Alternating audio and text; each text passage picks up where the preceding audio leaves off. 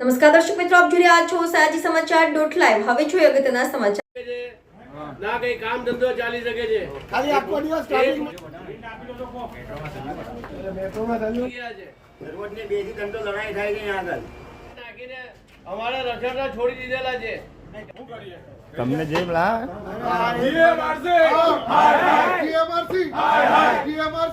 રક્ષણ આપો। 70 ફૂટનો રોડ છે અને 7 ફૂટમાં વગર જેટલી અમે જેટલી કમાણી નથી એનજીઓ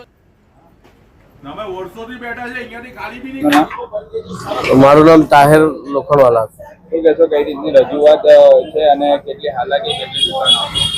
આ રોડ પર 122 દુકાન આવી છે અને બધા દુકાનદારો અત્યારે બહુ ક્રિટિકલ કન્ડિશનમાં જીવી રહ્યા છે। બધાને બહુ તકલીફ છે, ધંધો વેપાર રહ્યો નથી, કારણ કે અહીંયા કોઈ પણ માણસ આવે, ગ્રાહકો આવે, એને પાર્કિંગ ગાડી મૂકવાની સૌથી મોટી સમસ્યા। ગાડી મૂકી જ નથી શકતા, ગાડી મૂકે નહીં તો ગ્રાહક આવે જ કેમ?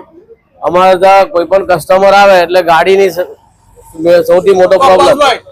આ રોડ ને ફૂટપાથ થી ઊંચો કરી દેવામાં આવ્યો છે। ફૂટપાથ થી ઊંચો કરવાથી જે પણ વાહન આવે છે સીધો દુકાનમાં ભરાઈ જાય છે। આજે સવારમાં પણ વહેલી સવારે પણ અકસ્માત થયું છે, જેમાં 3 થી 4 દુકાનના શટલો તોડી નાખ્યા છે, ઉપરના બોર્ડ તોડી નાખ્યા છે। આ છેલ્લા 1 મહિનામાં 6 થી 7 દુકાનોના બોર્ડ તૂટી ગયા છે। 3-4 અકસ્માત તો એવા થયા છે કે જેમાં લોકોને અમારે મસ્કતીમાં સારવાર માટે લઈ જવા પડ્યા છે। અમે રિપીટેડ વારંવાર રજૂઆત કરીએ છીએ, કમિશનર સાહેબને રજૂઆત કરી છે, અમે કલેક્ટર સાહેબને રજૂઆત કરી છે, ધારાસભ્યોને રજૂઆત કરી, ગાંધીનગર સુધી રજૂઆત કરી, પણ કોઈ બાજુ કોઈ સુનાવણી નથી। જે વખતે એ લોકોને અમારી જરૂર હતી તો આ રસ્તો બંધ કરવા માટે રસ્તો બંધ કર્યો, અમારે કોન્ફિડન્સમાં લીધા, અમારી સાથે વાતચીત કરીને અમારે કમ્પન્સેશન ચાલુ કર્યું।